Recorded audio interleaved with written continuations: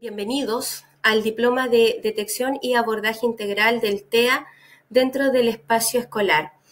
Mi nombre es Bernarda Figueroa, soy educadora diferencial, especialista en trastornos del lenguaje y la comunicación y trastornos del aprendizaje. Los voy a acompañar durante estas 2 primeras clases y a través de 2 cápsulas, ¿cierto? Una de cada clase. En esta primera cápsula vamos a abordar de manera muy amplia el diagnóstico de TEA, de trastorno del espectro autista, TEA de aquí en adelante, ¿cierto? En la primera cápsula, como les decía, vamos a abordar el diagnóstico de manera amplia, porque en la medida que el diploma va a avanzar, ustedes van a ir profundizando, ¿cierto?, todos estos conocimientos y estos contenidos. Y en la segunda cápsula vamos a abordar la inclusión escolar, el espacio escolar y las modificaciones o la respuesta que éste debe dar a las personas con trastornos del espectro autista, ¿ya? Así es que bienvenidos a este espacio de reflexión, de aprendizaje, y espero que esto les sea muy útil para sus prácticas pedagógicas, aquellos que son educadores, o en general para la intervención en el aula de aquellas personas que trabajan, ¿cierto?, dentro de comunidades educativas. Así es que vamos con la primera parte, ¿cierto?, que es sobre la definición. La definición del TEA nos habla de que es un trastorno del neurodesarrollo. ¿De qué origen? Neurobiológico. ¿Y cuándo se inicia? En la infancia. ¿A qué se refiere neurobiológico? A que está relacionado, ¿cierto?, con el sistema nervioso. Tiene que ver con la organización de los circuitos funcionales que procesan la información y cómo estos median el comportamiento. Ahí está el origen, ¿cierto?, de este trastorno del espectro autista. ¿Y cuáles son como sus principales características? Hay una afectación en el desarrollo de la comunicación social también. También hay una afectación en el área de la conducta. Hay presencia de comportamientos e intereses repetitivos y restringidos, ¿cierto?, que son atípicos. No es lo que uno ve en un desarrollo normal, ¿cierto?, sino que hay aquí algo atípico que genera que este niño tenga estas características. ¿A qué se refiere con conductas e intereses restringidos y repetitivos? Bueno, a distintas características, pero dentro de ellas podemos mencionar algunas como movimientos motores, uso de objetos o de hablas estereotipadas o repetitivas, ¿cierto?, insistencia en la repetición, adherencia inflexible a rutinas, adherencia inflexible a patrones verbales, intereses en general altamente restringidos, con intensidad y enfoque anormal, que es lo que les mencionaba. Puede haber también una hiper o hiposensibilidad a estímulos sensoriales, intereses inusuales por elementos sensoriales del ambiente, ¿cierto? Esas son algunas características de intereses restringidos y repetitivos. Y también otra de las características es que el trastorno del espectro autista tiene una evolución crónica, es decir, va a acompañar a una persona durante toda su vida, ya que, como dijimos, tiene su origen en la biología. No es algo de lo que se vaya a alguien a mejorar o vaya a cambiar, sino que se puede transformar, ¿cierto?, a través de una adecuada estimulación. Pero tiene una evolución crónica. Hay diferentes grados de afectación, hay diferentes grados de adaptación funcional también y diferentes grados de funcionamiento en el área del lenguaje y del desarrollo intelectual.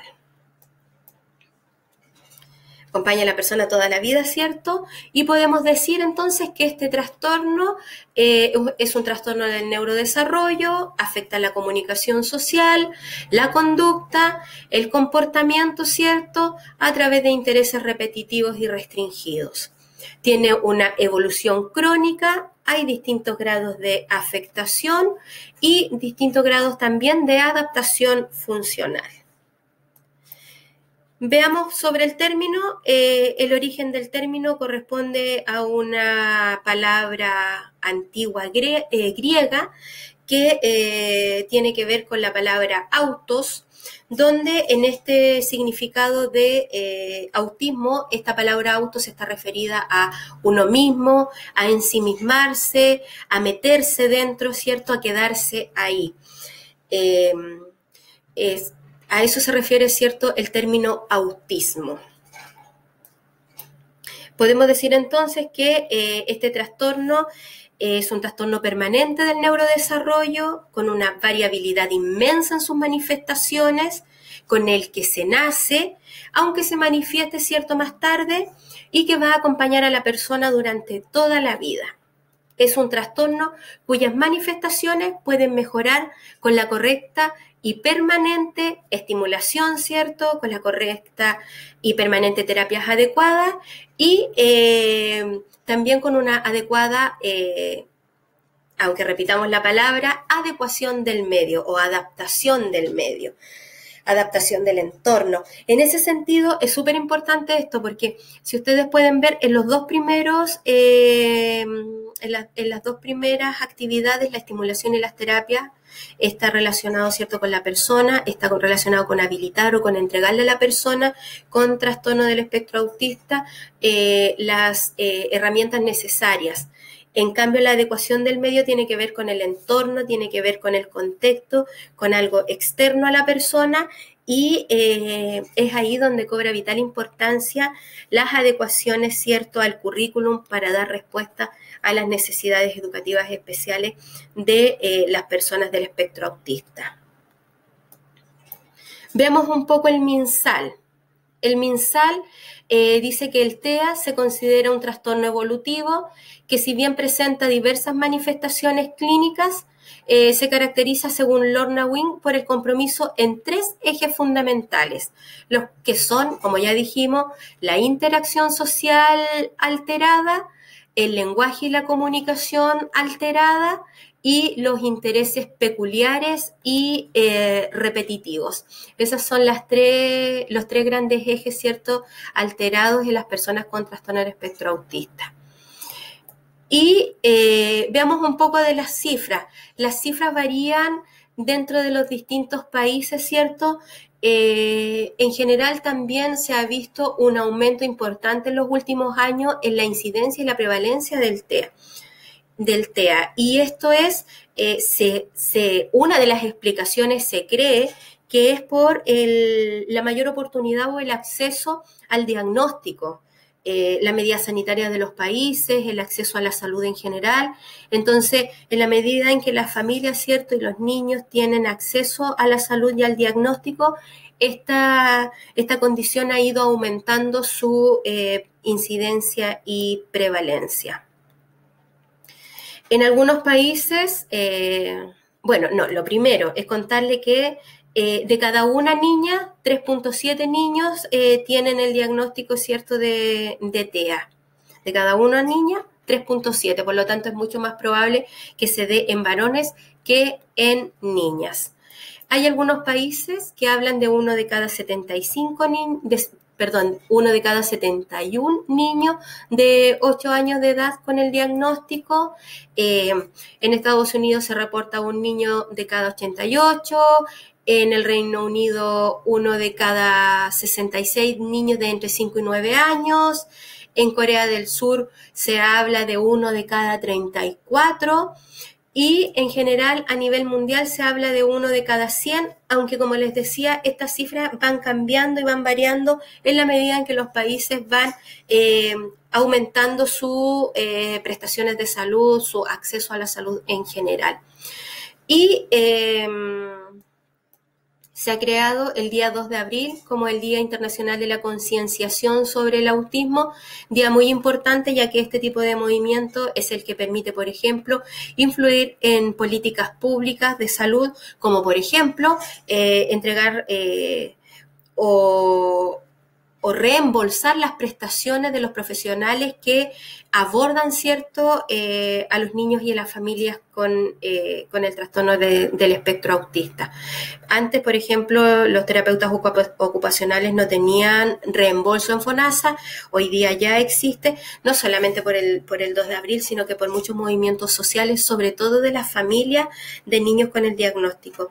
Aquí, en este tipo de condiciones que son medianamente nuevas para los estados, una de las cosas más importantes tiene que ver con los movimientos sociales y cómo eso va abriendo espacios. Y en relación a esta condición, abre espacio a través de en las prestaciones de salud, y también se están abriendo espacios en el área, ¿cierto?, de educación, en el área laboral y en distintos otros contextos. Así es que muy importante, como les digo, el día 2 de abril, el Día Internacional de la Concienciación sobre el Autismo. Veamos un poco sobre la variabilidad. ¿Por qué un trastorno y espectro? Trastorno del espectro porque diferentes personas con TEA pueden tener una gran variedad de síntomas distintos. Por eso aquí es importante, como muestra esta imagen, tenemos un tono determinado, un color determinado, que ojo, para cada uno de nosotros es un color con un matiz distinto.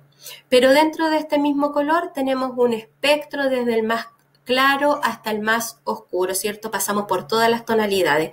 Eso mismo ocurre con el trastorno del espectro autista. Hay distintos grados de afectación, distintos grados de funcionalidad, porque también hay distintas comorbilidades. Las vamos a ir viendo, como les decía, en la medida en que vayamos desarrollando este diplomado. Por lo tanto, si es así, requiere también de un amplio espectro de respuestas. Y ahí es donde entramos todos nosotros quienes trabajamos, ¿cierto?, con niños y niñas con necesidades educativas especiales en el contexto escolar. Y cómo abordarlo a través, ¿cierto?, de un modelo biopsicosocial. Importantísimo esto.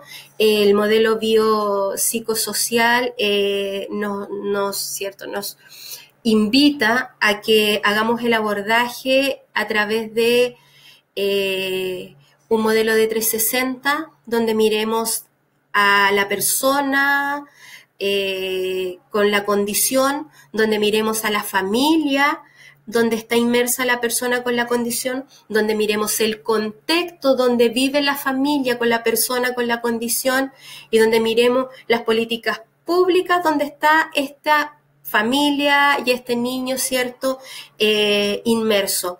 Así es que la idea es que abordemos tanto la biología del niño para estimular, ¿cierto?, abordemos sus aspectos socioemocionales, sus aspectos psicológicos, ¿cierto?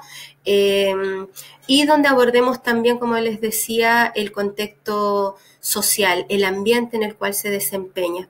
La única forma de dar respuesta de manera integral a una persona con el trastorno, con trastorno del espectro autista, es mirándola en 360, es abordando todas las áreas que influyen en su desarrollo, las internas, ¿cierto?, y también las externas.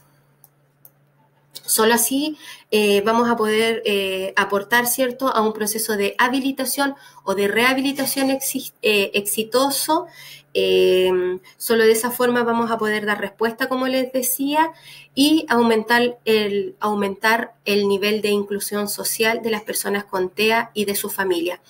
Tenemos que tener muy en consideración que en la medida que una persona se incluye también toda la familia. En la medida que una persona logra éxito también toda la familia. Así es que, como les decía, la idea y la invitación es a un abordaje biopsicosocial.